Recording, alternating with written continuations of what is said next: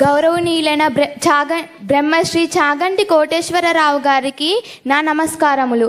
నా పేరు శుభశ్రీ. నేను విఎంఆర్ఆర్ ఎంసీ స్పెషల్ గర్ల్స్ హై స్కూల్లో 9వ తరగతి చదువుతున్నాను. నేటి తరం విద్యార్థులకు స్వీయ నియంత్రణ యొక్క ప్రాధాన్యతను మీ మాటల్లో తెలియజేస్తారా గురువుగారు? స్వీయ నియంత్రణ నేను ఒక్క మాట చెప్తానమ్మా, నీకు తేలికగా అర్థం అవడానికి.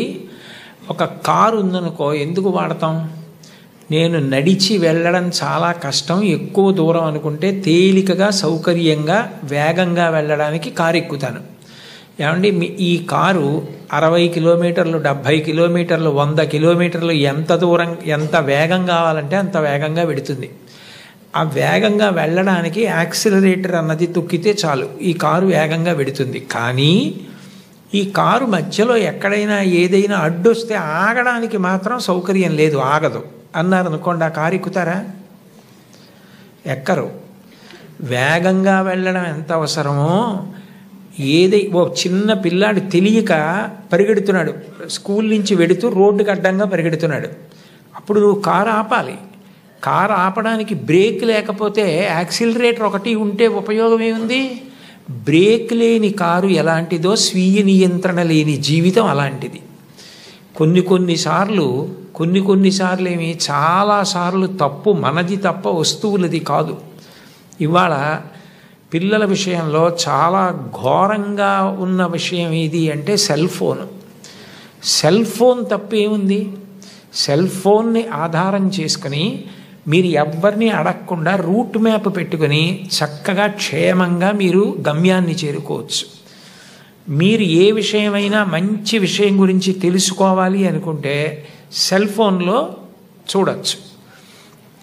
మీరు ఎక్కడ ఉన్నా కూడా మీ వాళ్ళతో మాట్లాడచ్చు, సంక్షిప్తమైన సందేశం పెట్టచ్చు. అవతల వాళ్ళు ఫోన్ ఎత్తలేదు అంటే ఓ సందేశం పెట్టి వదిలేయచ్చు. కానీ మీరు పక్కన తల్లి తండ్రితో కూడా భయపడిపోయేటట్టుగా అందులో అక్కర్లేని విషయాలు రాత్రిళ్ళు చూస్తారేమో అని తల్లిదండ్రులు బెంగ పెట్టుకునేటట్టుగా సెల్ ఫోన్ వాడితే సెల్ ఫోన్ది తప్ప మంది తప్ప?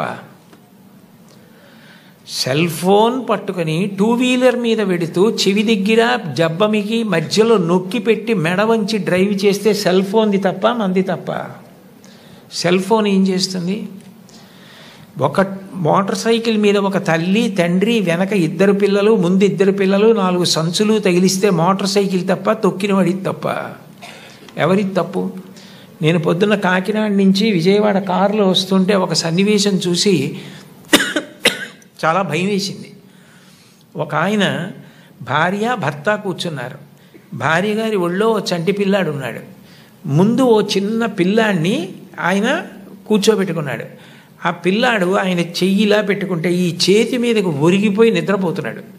ఆ నిద్రపోతున్నవాడు ఎప్పుడు జారిపోతాడో తెలియదు, కింద ఆయన చెయ్యి వదిలి పిల్లాడిని పట్టుకుంటాడా? పిల్లాడు నిద్రలో ఇంకా ఇదైపోయి పక్కన ఏ హార్నో వినపడితే ఉలిక్కిపడి పడిపోతే దాని బదులు ఒక ఆటోలోనో ఇందులోనో వెళ్ళచ్చు, బస్సో ఎక్కి. మోటార్ సైకిల్ మీద అంతమందిని వెళ్ళమని ఎవరు చెప్పారు? ఎంత ప్రమాదం! మొన్న రాత్రి నేను వెడుతుంటే రోడ్డు పక్కన ధాన్యం పోసి పైన పరదాలేసి పెద్ద పెద్ద బండలు పెట్టారు.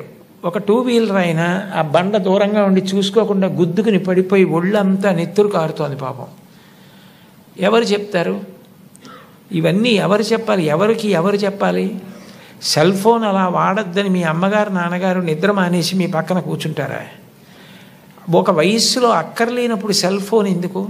మా తరంలో మాకు ఇప్పుడు తెలుసు సెల్ ఫోన్, ఒకప్పుడు సెల్ ఫోన్ లేదు అసలు. ఎందుకు సెల్ ఫోను? అస్తమానం సెల్ ఫోన్ వాడవలసింది, అస్తమానం సెల్ ఫోన్లో యూట్యూబ్లో వెతుక్కోవడం, దానికి బోల్డ్ అన్ని మన కామెంట్లు పెడుతూ ఉండడం, ఎందుకు అవన్నీ? ఎంత టైం వేస్ట్ అయిపోతుంది. అక్కర్లేని విషయాల జోలికి వెళ్లకుండా పట్టించుకోవలసిన విషయాల్లో శ్రద్ధ పెట్టడమే స్వీయ నియంత్రణ. అది నేర్చుకోకపోతే జారిపోతావు.